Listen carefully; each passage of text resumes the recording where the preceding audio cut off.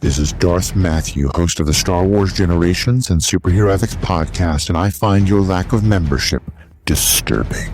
You can free yourself from the ads of those rebel scum by going to theethicalpanda.com and clicking join for $5 a month, $55 a year. No more ads, only the episodes, just as the Emperor intended.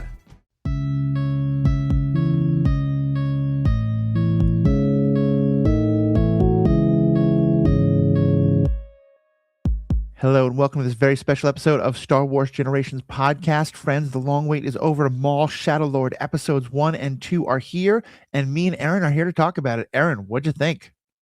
Whoa. Yeah. Just whoa. That was all so cool. It was so fun to watch. Lots of cool fight scenes, lots of fun new characters. Really, it's shaping up to be a really fun storyline. So I'm very excited. Yeah, this is...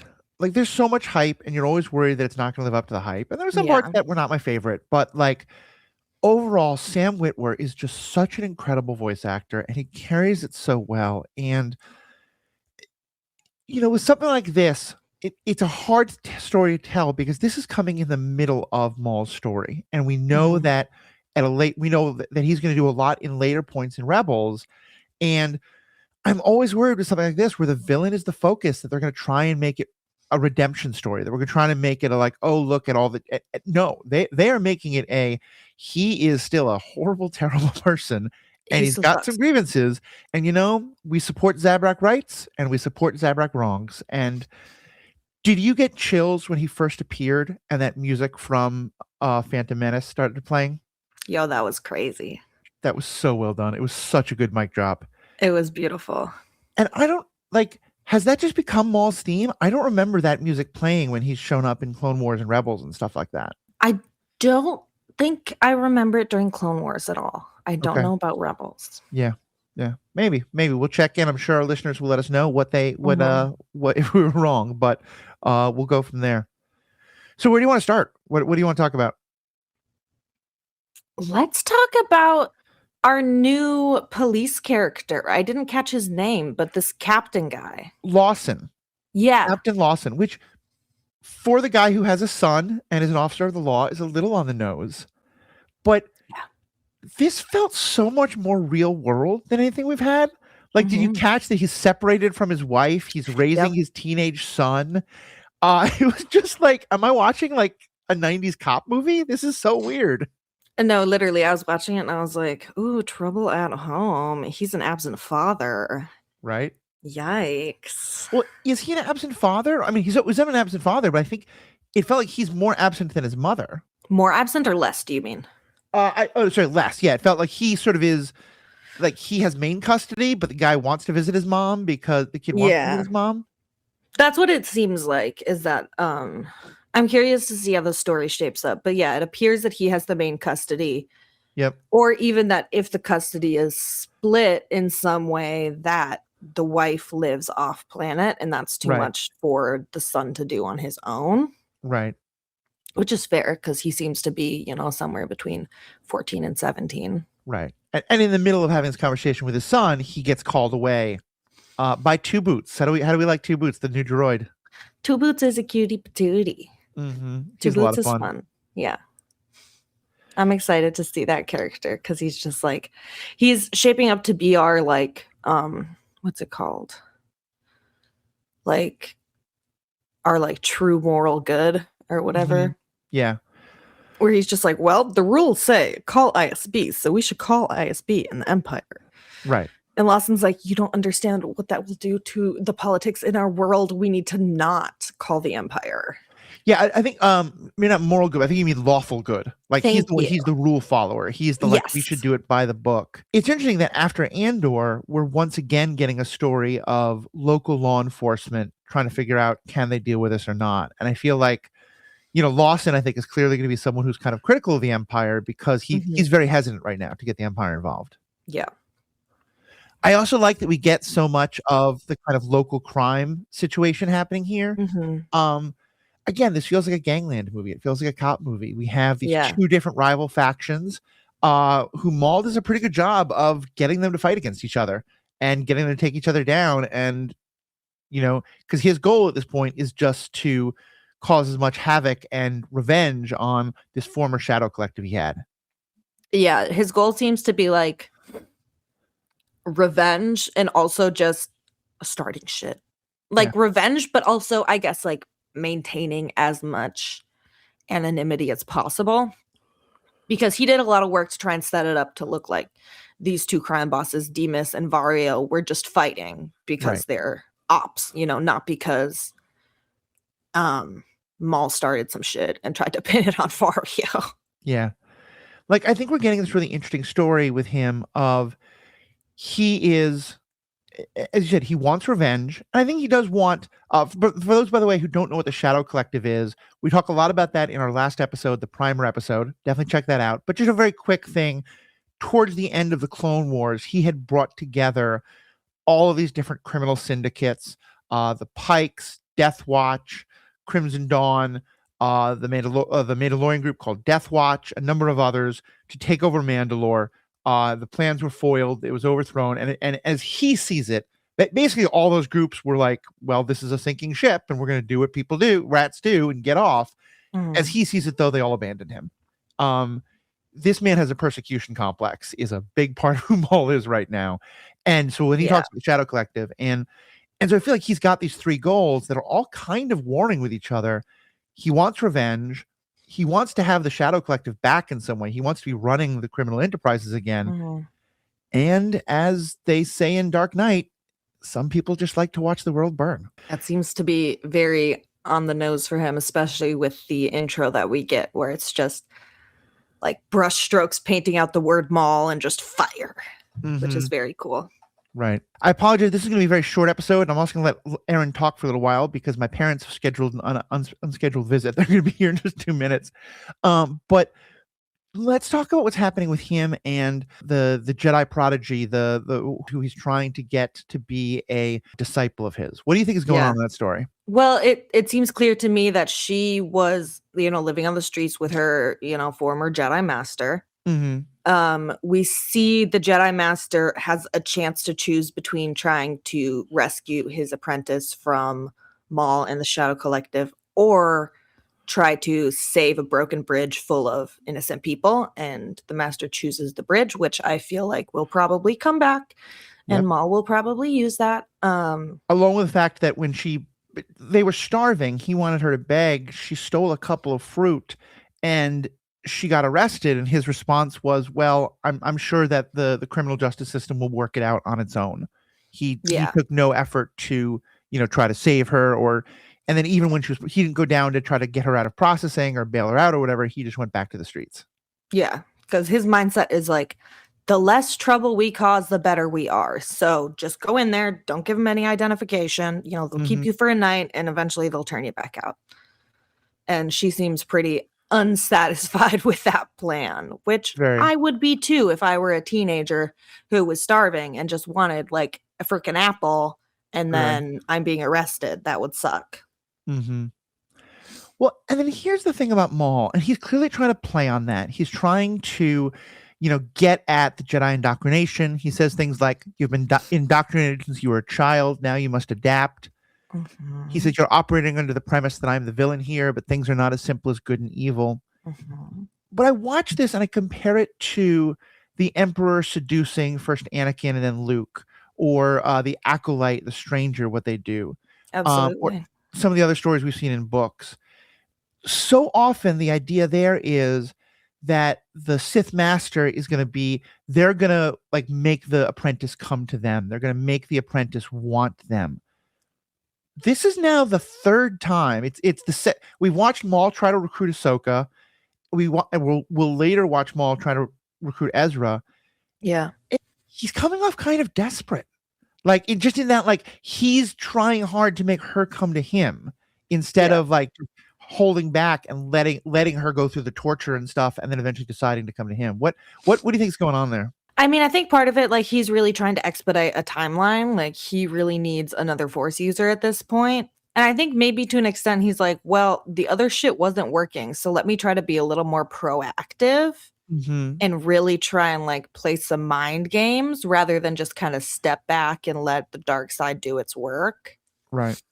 And I really liked the way he was like, well, Jedi, you know, you can leave anytime you want. And she's like, what the fuck? No, I can't. You have me locked up. And he's like, bitch, use the Force. Yeah.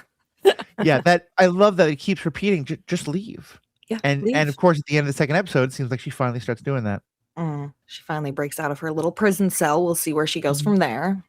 Right. But I think it's also a sign of how, you know, he has never part of the idea of the whole way the Sith rule of two works is that you start recruiting apprentices once you've overthrown your own master. You've become the master. His recruitment was not like a lot of the others. He was found as a baby and raised. He was not recruited as an adult the way often they are. And I think there's something interesting here that he kind of doesn't know how to do this, you know? That's why he probably doesn't have success with Ahsoka, doesn't have success with Ezra. And I think he's going to have more success with her from what we know about the story, but we'll see, because I think part of what this is kind of showing is that, you know, the whole kind of thing, like it's hard to be dating when you're needy. He really needs this. He is just he doesn't have Savage Opress anymore. He doesn't have his master anymore. He needs a partner. He needs an apprentice or a master or something. And we'll see how it goes this time. Yeah. TBD. I'm very excited to see what happens. Speaking of not having overthrown your masters yet, my parents are here, so I'm gonna have to run quick. But Erin, keep on talking, and I'll come back and make some comments at the end. Okay, sounds good. All right, y'all, it's just me. So I'm gonna keep talking about this episode. One of the things I wrote down from episode 1 was Spybot. I think he's so fun. Or she, or they, it. I don't really know what pronouns a being like that would use. They just seem to have this like attitude that is a love of destruction, and I really love that. I love a good assassin droid or a spy droid, you know, something like that. We got a lot of cool assassin droids that were bounty hunters throughout the Clone Wars, which everyone knows that is my favorite, Clone Wars. So yeah, I'm really excited for this feeling. I mean, obviously the Shadow Collective seems to be operating at a level that is higher than a typical bounty hunter. That is Maul's goal. He's not really trying to have a bounty hunter group. He's trying to have underworld empire. I really like Spybot. I love how diverse Spybot's abilities really are. You know, there seems to be like a built-in gun. It can do disguising. It obviously does a lot of spying. It's really good at computer hacking. And we got a scene in, I think that was episode 1, if not the start of episode 2, where Two Boots and Spybot are like warring it out on the computer system, just trying to like see who's going to be able to control the police station. And eventually Two Boots wins, and Spybot's just like throws a fit and is like, no. It smashes everything up. And I'm like, girl, that's so real. So I'm excited to see that being morph into more of a character and see where that goes. I'm also very intrigued by our female Mandalorian. I need to do some research. Haven't done that yet. I've been very busy. But I don't know if she is one of the Mandalorians from season 7 of the Clone Wars, or if this is a new character.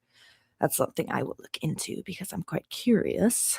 One thing I found interesting from episode 1 at the very end is that when Maul, you know, appears and he finds who we are assuming is Talon or Talon, he finds this young Jedi in the prison cell and opens it to, you know, speak with her because he's been looking for an apprentice. He feels, you know, the power of the Force, and he's like, oh, and it's a child.